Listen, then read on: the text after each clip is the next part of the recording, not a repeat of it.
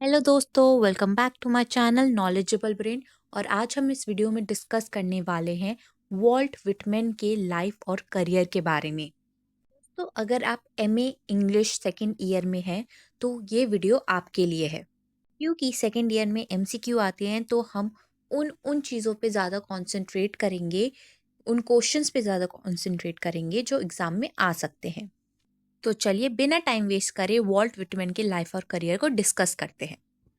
दोस्तों, Walt Whitman का जन्म 31 मई 1819 में हुआ था, West Hill in Long Island जो कि न्यूयॉर्क में है। वॉल्टर के पिता फार्मर और कारपेंटर थे और उनकी मदर लुइसा वैन वेल्सलर एक क्वैकर बैकग्राउंड से आती थी, मतलब कि वो एक स्पिरिचुअलिटी में पीस जैसी कम्युनिटी से बिलोंग करती थी। विटमैन ने अपना जो बचपन है वो गरीबी में बिताया था। वॉल्ट विटमैन ने स्कूल जो है वो छोड़ दिया था जब वो 11 साल के थे, और उन्होंने उसके बाद बहुत सारी अलग अलग जॉब की थी। जैसे कि वो कभी ऑफिस बॉय थे, कभी चीज़ों को प्रिंट करा करते थे, और रूरल स्कूल टीचर थे। लेकिन शुरुआत से ही उनका जो बिहेवियर है वो काफ़ी ज़्यादा स्पेक्यूलेटिव और ड्रीमी रहा है।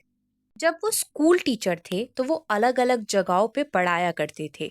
उसके बाद जब वो 20 साल के हुए थे, 20 साल से लेकर जब वो 36 तक के थे, उन्होंने लीफ ऑफ ग्रास जो कि उनका पोएट्री कलेक्शन है उसको लिखा था। ये अलावा विटमैन अलग अलग न्यूज़पेपर के लिए भी काम किया करते थे। बगी कंपनियों के नाम थे लॉन्ग आइलैंडर, द न्यूयॉर्क और ब्रुकलिन इवनिंग स्टार। दोस्तों, ये सारे के सारे न्यूज़पेपर न्यूयॉर्क में बिका करते थे और ब्रुकलिन भी न्यूयॉर्क के पास है। उसके बाद जब वो 27 साल के हुए तो वो एडिटर बन गए थे ब्रुकलिन डेली ईगल में। उस वक्त उन्हें अपने टाउन के बारे में सारी जानकारी थी। उसके बाद 1848 में उन्होंने न्यू ऑरलियंस में, जो कि अगेन एक न्यूज़पेपर है, उसमें काम किया था। तो पूरी अमेरिका में बिकता था। गुटमैन के कुछ पॉलिटिकल बिलीफ थे जिसके कारण उन्होंने अपनी जॉब को छोड़ दिया था एज अ जर्नलिस्ट। उसके बाद उन्होंने कुछ वक्त कारपेंटर की जॉब करी और उन्होंने उसके बाद अपने poetry collection leaf of grass को पब्लिश करा था 1855 में। उसके 3-4 बार एडिशन जो है पब्लिश हुए थे। सेकेंड एडिशन पब्लिश हुआ था 1856 में और थर्ड एडिशन पब्लिश हुआ था 1860 में। धीरे धीरे उन्होंने अपना खुद का एक लिटरेरी सर्कल बना लिया था और उन्होंने ज्वाइन करी थी सोसाइटी ऑफ बोहेमियन न्यूयॉर्क को। अक्सर विजिट किया करते थे ब्रॉडवे बियर पार्लर में अपने लिटरेरी फ्रेंड से मिलने के लिए, जो कि थे थॉमस बेली, एलरिच, ईसी स्टेडमैन और आर ई स्टॉडेट। बाद जब वो 41 ईयर्स के हुए थे उस वक्त पे सिविल वॉर हो गई थी। उस वक्त उन्होंने काफ़ी घायल लोगों की मदद करी थी इन वॉशिंगटन।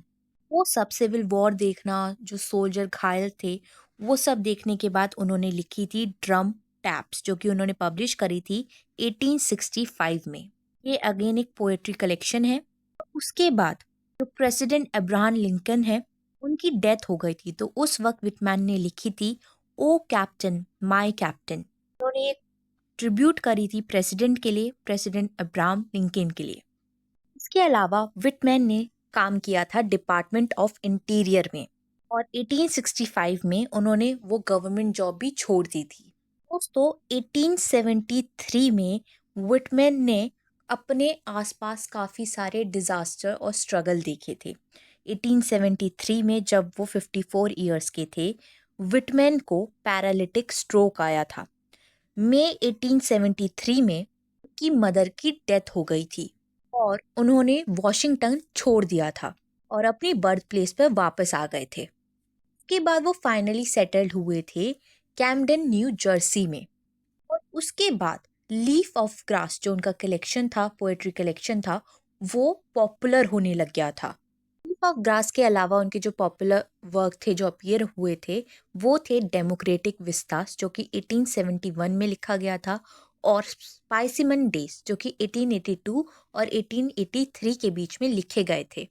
ये अंतिम दिनों में उनके पास काफ़ी दोस्त थे, काफ़ी एसोसिएट थे, और उनमें से कुछ दो लोगों ने उनकी बायोग्राफी लिखी थी। वो थे डॉक्टर रिचर्ड मॉरिसबर्ग, जो कि एक कैनेडियन साइकोलॉजिस्ट थे, और दूसरे थे हॉरेस टर्बल। दोस्तों, वॉल्ट विटमैन अपनी मौत के लिए प्रिपेयर्ड थे। उन्होंने अपनी पोयम लिलैक में डेथ को एज अ स्ट्रॉन्ग डेलीवर्सिस बोला था। इसका मतलब होता है एक necessary process for rebirth. Fact, उन्होंने अपनी खुद की एंडिंग ड्रामेटाइज करी थी अपने work song of my self में। दोस्तों, 26 मार्च 1892 में वॉल्ट विटमैन की डेथ हो गई थी जब वो 72 ईयर्स के थे। आई होप आपको वॉल्ट विटमैन के लाइफ और करियर के बारे में समझ में आ गया हो। इसके अलावा दोस्तों, वॉल्ट विटमैन को यूनिवर्सल पोएट कहा गया है, प्राइड ऑफ अमेरिका भी बोला गया है। आई होप आपको ये वीडियो समझ में आ गई हो, और वीडियो देखने के लिए हमारे चैनल को लाइक करें, शेयर करें और सब्सक्राइब करना ना भूलें। अगली बार फिर मिलेंगे एक और नई वीडियो के साथ। Thank you for watching this video.